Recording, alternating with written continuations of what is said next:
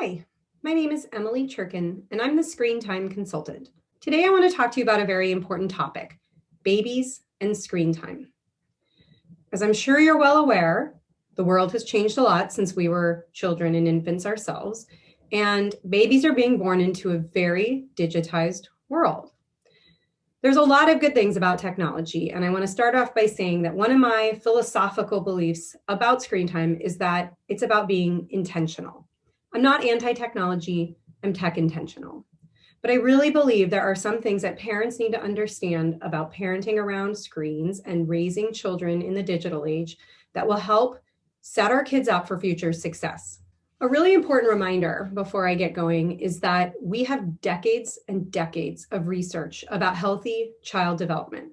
We know what children need to grow and develop optimally, and we have very little research about the long-term effects of screen time. For example, the iPad is barely over a decade old, so children born in the last 5 to 10 years are really the only generation who have had experience with a tablet. We don't have the long-term data to show what impact that has on these growing brains and bodies. But we can rely on past data, and we can look at research that shows us what kids need. Often what they need are the very simple things: love, connection, family, outside time, hands-on, three-dimensional play. None of those things require a screen. So when I talk to parents of babies, one of the first things I want to say is you can delay screens for years. It's okay to do that. In fact, it's great to do that because babies don't need screens. I also do get a question a lot, however, about, well, what about when I'm looking at a screen, or what if my baby is FaceTiming with a relative? That's different. When we use a screen to maintain an existing connection with a family member or a loved one, that's different than using the screen to entertain, distract, or occupy. Certainly during the pandemic, connecting with family and loved ones might be limited to on-screen interactions. And unless you were telling me that you're spending 8 hours a day on FaceTime with grandma, I think a couple times a week, FaceTiming with grandma and baby is just fine. That makes sense. You're building that existing connection. The hardest questions that I get from parents are the ones from parents of older kids. It's so much harder to set screen time limits when your children are older. When you can start thinking about these things now while your babies are young, you're setting yourself up for future success. You are laying the foundation for establishing family values, for talking about how you want tech to look in your house, and how you model it as a parent. All of these things are going to help later when your teen or tween wants that smartphone or wants to play a game or wants to socialize online. You'll have established a game plan far in advance. And no, it's not too early to start thinking about this now. Babies, that's a perfect age.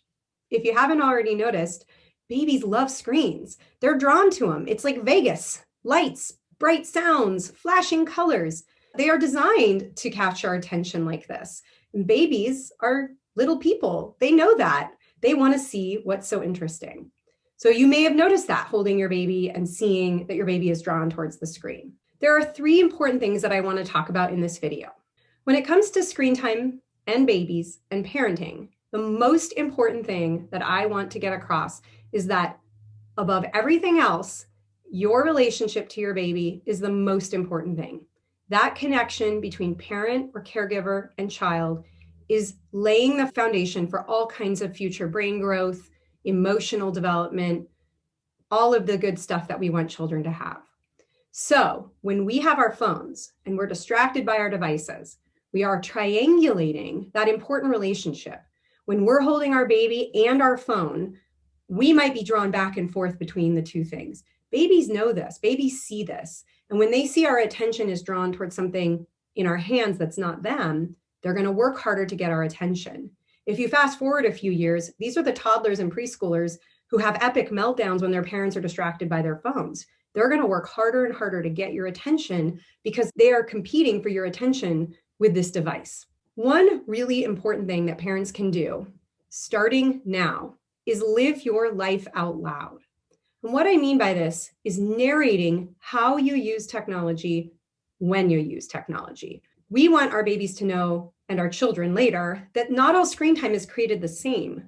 It's like a Swiss Army knife instead of a switchblade. Our phones have multiple tools on them, and we need to help show our children that this is not just a one-trick pony. So living your life out loud would be doing things right now, like narrating what you're doing. So I'm reaching for my phone. I'm going to look at my email. I'm checking Google Maps to find out where we need to go to visit our friend. I'm going to look up a recipe for how to cook. Et cetera, et cetera. So we're talking out loud about what we're doing. We also can do that for the times when we reach for our devices when we're bored. I'm picking up my phone and I'm scrolling through social media because I'm bored, or I'm feeling distracted and I want something to draw me in, or I'm doom scrolling and the news today just has me so hooked. When we start living our life out loud about how we use technology, that's great modeling. But what we're also doing is using language around the screens. We're talking about when we're in an emotional state, what it is behind the reason that we're reaching for it. We're acknowledging that maybe we reach for it in boredom. It's really important that kids see this, because what we don't want is that kids equate boredom with screen time. I always invite parents to think about when you were a kid and your parents heard you say, I'm bored. Most parents would have said, go outside, go play. I tell my own children when they say they're bored, I have a bathroom to clean, and then they find something to do very quickly. So I encourage you to think about boredom as an opportunity for creativity. We want our kids to know that boredom isn't equivalent to screen time. As I mentioned before, the relationship is so important. Babies need you, not tech. When we can, less is more.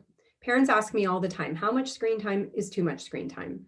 And what I like to tell them is a little bit's okay and a lot is too much, which isn't particularly helpful, but every child is different. The longer we can delay it, the easier our parenting is in the long run. I understand that in the short term, giving over the phone is a quick fix. It stops the tantrum, it quiets the child. But in the long term, again, what we're teaching by handing over the device in a moment of tantrum or boredom or whatever, is that that's the way they need to meet that need. We want children to understand that as they're growing, they're going to have to figure out how to address their own emotional states. And we don't want them to rely exclusively on screens to problem solve. I talk a lot about executive function skills. Executive function skills are skills that occur in the prefrontal cortex, this front part of our brain. And they're skills that we're developing from day one up until we're well into our 20s or 30s. Our brains aren't fully developed until we're young adults. And for children, these are incredibly important skills. If you know of someone with an ADHD diagnosis, oftentimes that's described as an executive function deficit. That can mean a lot of different things and look a lot of different ways. When we're talking about executive function skills, we're referring to things like emotion regulation, cognitive flexibility, planning and prioritization, organization, metacognition, being able to think about the big picture. Babies are learning these from day one, and we can help babies learn executive function skills and practice them in tiny, minute, day-to-day interactions. So when we talk about living our life out loud, what we can do is we can say to the baby, we can talk about the screen part of it, but we can also say to the baby, here we are, I'm picking you up, I'm putting you down on the diaper changing table, and I'm going to change your diaper. I often refer to the work of Magda Gerber of Resources for Infant Educators, or RIE, as it's sometimes called. She did a lot of this living your life out loud.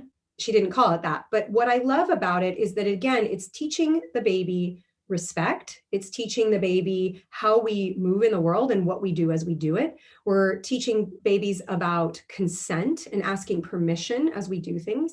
And these are really, really valuable skills that we can connect towards screen use later. So as we're building these executive function skills for children, how do we do that? Well, again, living our lives out loud. So when we model how we're using the phone, when we talk about meeting our emotional needs, we're showing our children how we do those things. So when we pick up the phone and we talk about looking up recipes, or we talk about, because we're bored, we're doom scrolling, we're showing them that there are these ways that we're addressing our emotional states. I want to talk about one more important thing, which is this idea of persuasive design or persuasive technology. For many of us growing up, if we watch TV or cartoons, we also had a lot of other things going on in our lives. And I hear this from parents all the time. Well, I watched TV when I was a kid. I played video games when I was a kid, and I turned out fine. But there's a big difference today between screen use for children now versus screen use in our childhood. And it's even a problem that's really only come to our awareness in the last 5 years. The definition of persuasive design is psychology, the use of psychology plus technology to change our behavior. And we're susceptible to persuasive design as an adult, as any adult who's ever said, I'm going to watch one more episode and then go to bed. And then turns out 3 episodes, 5 episodes later, we're still watching. That's an example of persuasive design. If you notice, rather than click next episode where we used to have to get up and touch it, now it auto plays into the next episode, keeps us on longer. And the longer we're on a screen, the bottom line is the more dollars go to the companies that build and design these products. So that's one example. Bottomless scrolling is another example of persuasive design. We never have an end to our Instagram feed or our Twitter feed. We could literally scroll forever. That's another technique that's built into the product to keep us on longer. There's a lot of different examples about that, and you can find more information on my website. One other important thing, though, for parents to be paying attention to is persuasive design has an unfair impact on children. It's something that makes me really angry because it's not a fair fight. Children don't have that same emotion regulation, executive function control to keep themselves from diving so deeply into the app or the product or the game. When a child is using a tablet or an iPad, they're very susceptible to persuasive design techniques without knowing it. And so when a parent goes to remove that device, a meltdown ensues. And this is logical because what's happening is that these devices, the apps, the games are hooking into our neural pathways. They're sending feel-good hormones through our bodies, dopamine in particular. And children and adults love that. It feels good. We want more. As an adult, we might experience that with things like getting a like or a new notification or somebody sharing something that we posted. It's validating. It makes us feel good. And literally, we're having a hormonal response. For children who don't understand what that means, they just know that it feels good. They want to keep doing the thing that made them feel good. So they want to keep playing. And when parents come and take away the devices, they're interrupting that flow of feel-good hormones. And kids hate it. They have a meltdown. It's a logical consequence to what's happening in their brains and bodies. The problem is our bodies adapt. So we might get that first dopamine hit the first time we play a game, but the next time we play a game or our child plays a game, we have to play longer to get that same level of feel-good hit. And then the next time we have to play longer. So it functions very similarly to other addictive behaviors. It's the same neural pathways in our brain as other forms of addiction. And this is why I think it's so important for parents to understand persuasive design well before you may introduce games and apps and iPads to babies. You need to understand that these products are designed to hook and hold children's attention for as long as possible. It is not a fair fight.